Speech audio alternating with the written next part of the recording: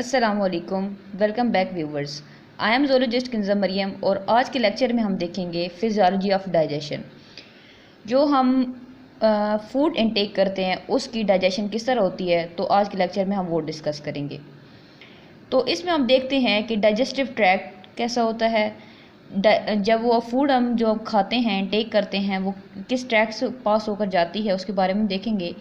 और हम जो डाइजेशन की फिजियोलॉजी देख रहे हैं वो हम देखेंगे मैमेलियन मॉडल के हिसाब से। तो जो डाइजेस्टिव सिस्टम होता है बेसिकली हम उसकी अगर बात कर लें तो डाइजेस्टिव सिस्टम जो होता है दो किस्म का होता है। एक होता है सैक लाइक और एक होता है ट्यूबुलर टाइप। जो सैक लाइक होता है उसमें सिर्फ सिंगल ओपनिंग होती है डाइजेशन के लिए भी और ईजेशन के लिए भी, मतलब फूड इनटेक करने के लिए भी और एक्सक्रीशन को रिमूव करने के लिए भी। जबकि जो दूसरी टाइप होती है डाइजेस्टिव सिस्टम की वो होती है ट्यूबुलर टाइप। ट्यूबुलर टाइप में जो माउथ होता है वो सेपरेट होता है और एनस सेपरेट होता है, मतलब टू डिफरेंट ओपनिंग्स होती हैं। तो जो मैमेलियन मॉडल है ये ट्यूबुलर टाइप है, तो हम इसके बारे में डिस्कस करते हैं। देखते हैं digestive system is divided into two parts on the basis of anatomy and function. Anatomy और फंक्शन के लिहाज से जो डाइजेस्टिव सिस्टम है, जो ट्यूबुलर डाइजेस्टिव सिस्टम है, वो दो हिस्सों में डिवाइड किया गया है। फर्स्ट है ट्यूबुलर गैस्ट्रोइंटेस्टाइनल ट्रैक्ट, जिसे नॉर्मली जीआईटी कहा जाता है, जिसके अंदर oral cavity, pharynx, oesophagus, stomach, small intestine और लार्ज इंटेस्टाइन वगैरह आ जाते हैं। सेकेंड है हमारे पास असेसरी डाइजेस्टिव ऑर्गन। जो डाइजेशन के लिए कौन से ऐसे ऑर्गन्स होते हैं जो ज़रूरी होते हैं, ठीक है, तो उनमें हमारे पास teeth, tongue, salivary glands, liver, gall bladder और पेनक्रियाज वगैरह आ जाते हैं। तो हम स्टार्ट करते हैं जीआईटी से कि जीआईटी क्या होती है, किस तरह ये एक्सटेंड वगैरह होती है, तो वो देखते हैं। It extend from mouth to anus. ये माउथ से लेकर एनस तक मूव करती है। ये एक कॉन्टिन्यूस ट्यूब है, ठीक है। स्पेशलाइज इसके अंदर स्पेशलाइज पॉइंट्स हैं, रीजन्स हैं अलॉन्ग इट्स लेंथ, मतलब इसके डिफरेंट स्टेप आते हैं, ठीक है। आगे हम देख लेते हैं कि ये जो ट्यूबुलर गैस्ट्रोइंटेस्टाइनल ट्रैक्ट है इसके मेजर कितनी इसकी लेयर्स हैं और कितने पार्ट्स हैं। तो इसकी मेजर जो ट्यूनिक्स कहते हैं लेयर्स को, इसकी 4 हैं। इंटरनल म्यूकोसा, एक्सटर्नल सीरोसा, सब म्यूकोसा और मस्कुलरिस इन बिटवीन, ठीक है। जब जो होते हैं इंटरनल म्यूकोसा और एक्सटर्नल म्यूकोसा, ये तकरीबन ऑल डाइजेस्टिव ट्रैक्ट में ये जो मेजर ट्यूनिक्स हैं ये प्रेजेंट होती हैं। इसके अलावा आइसोफेगस से एनस तक ये जो ट्यूनिक्स हैं 4 लेयर्स हैं, ये जो कहाँ से करती हैं, ये आइसोफेगस से लेकर एनस तक होती हैं।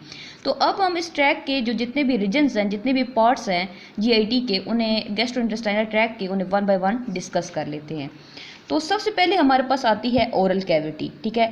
ओरल कैविटी ये एक बेसिकली एक चैम्बर होता है बिटवीन पैलेट एंड टंग। ज़बान और तालू के दरमियान एक चैम्बर होता है जिसे क्या कहा जाता है, ये क्या, दैट्स कॉल्ड ओरल कैविटी। तो ओरल कैविटी के आगे से फर्दर कुछ रीजन्स आ जाते हैं, कुछ पार्ट्स हैं। सबसे पहले इसमें होती है टंग। टंग जो होती है जो फूड को हैंडल करने में, ये कैविटी के दरमियान में, ठीक है, फूड को हैंडल करने में हेल्प करती है। और टंग के ऊपर जो रफ प्रोजेक्शन वगैरह कुछ जो है ना उभार से नज़र आते हैं, उन्हें क्या कहा जाता है, पेपिली कहा जाता है। सेकंड होता है पैलेट। पैलेट हम कहते हैं तालू को। तालू की जो है ना आगे से 2 पार्ट्स होते हैं। एक होता है हार्ड पैलेट और एक होता है सॉफ्ट पैलेट, मतलब एक जो है ना वो सख्त हिस्सा होता है तालू का और एक होता है नरम। तो जो एंटीरियर पार्ट होता है उसे हम कहते हैं हार्ड पैलेट और जो पोस्टीरियर आगे वाला हिस्सा होता है उसे हम क्या कहते हैं, ये हमारे पास सॉफ्ट पैलेट है। थर्ड वन इसमें आ जाते हैं टीथ। टीथ जो है वो उसमें इंसिजर्स, कैनाइन्स, प्री मोलर्स और मोलर्स वगैरह आ जाती हैं। नेक्स्ट हमारे पास आ जाते हैं स्लाइवरी ग्लैंड्स, जो कि ओरल कैविटी पे कंसिस्ट करते हैं। स्लाइवरी ग्लैंड्स क्या करते हैं, ये 3 जो है ना पेयर्स ऑफ एंजाइम्स को रिलीज़ करते हैं, पैरोटिस, सबमैंडिबुलर और सबलिंगुअल। और इसके अलावा जो ओरल कैविटी का जो मेन जो इसका फंक्शन है वो क्या है कि फूड को हैंडल करना, इसके अलावा फूड को च्यू करना, मतलब चबाना वगैरह, और चबाने के बाद उसमें अंदर मेस्टिकेशन प्रोड्यूस करना, ठीक है। तो ये इसके बेसिक ओरल कैविटी के फंक्शंस हैं। ओरल कैविटी के बाद हमारे पास जो नेक्स्ट गैस्ट्रोइंटेस्टाइनल ट्रैक्ट का पार्ट आता है वो है फेरिक्स। ओरल कैविटी के बाद जो फूड होती है वो फेरिक्स में जाती है। Pharynx is a cavity behind the mouth. Mouth के बाद अगली कैविटी फेरिक्स की होती है और इसका फंक्शन क्या है, ये बेसिकली कनेक्शन प्रोवाइड करती है ओरल कैविटी को आइसोफेगस के साथ। और इसमें जो है वो डाइजेशन नहीं होती, जस्ट स्वेलो का काम करती है, मतलब सिर्फ निगलने का, जो खुराक को निगलने का काम है फेरिक्स वो करते हैं। आगे हम फेरिक्स के पार्ट्स देते हैं कि फेरिक्स के कितने पार्ट होते हैं। फेरिक्स के बेसिकली 3 पार्ट्स होते हैं। सबसे पहले हमारे पास आता है नेजोफेरिक्स।